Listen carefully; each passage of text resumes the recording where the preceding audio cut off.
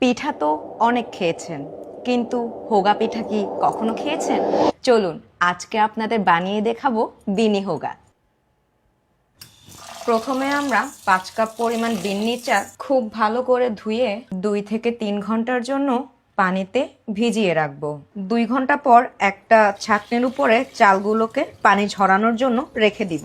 পানি ঝরানোর চালগুলো দিয়ে দিব একটা গামলায়।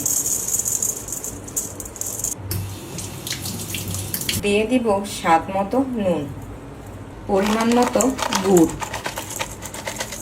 দিয়ে দিব কুড়িয়ে রাখা নারকেল, দিয়ে দিব আমার প্রিয় ফল কলা। প্রথমে কলাটাকে একটু চটকে নিব। কলা চটকানো হয়ে গেলে সবগুলো উপকরণ একসাথে মাখিয়ে নিব।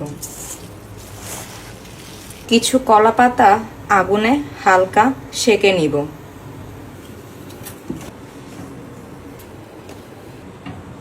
এখন আমরা কলা পাতাগুলোকে 4 থেকে 5 ইঞ্চি লম্বা রেখে কেটে নিব।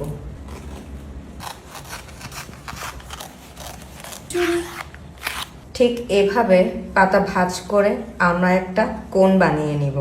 একটা চামচের সাহায্যে আমরা কোণটাকে ভরে দিব বিন্নি চাল দিয়ে। ঠিক এভাবে ভরতে হবে। এখন আমরা মুখটা ঢেকে দিব। সব শেষে একটা টুথপিকের সাহায্যে মুখটা আটকে দিব। একটা একটা করে পিঠা আমরা রাইস কুকারের একটা ছাঁকনির মধ্যে রেখে দিব। এখন আমরা একটা কাপড় দিয়ে উপরে ঢেকে দিব। ঢাকনা দিয়ে ঢেকে রাইস কুকারে 45 মিনিট দমে দিয়ে রাখবো। 45 মিনিট পর ঢাকনা উল্টে দিলাম। দেখতে দারুণ হয়েছে।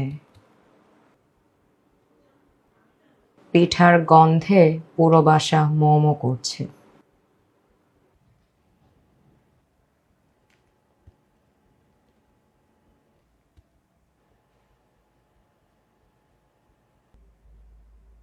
একটু খেয়ে দেখি।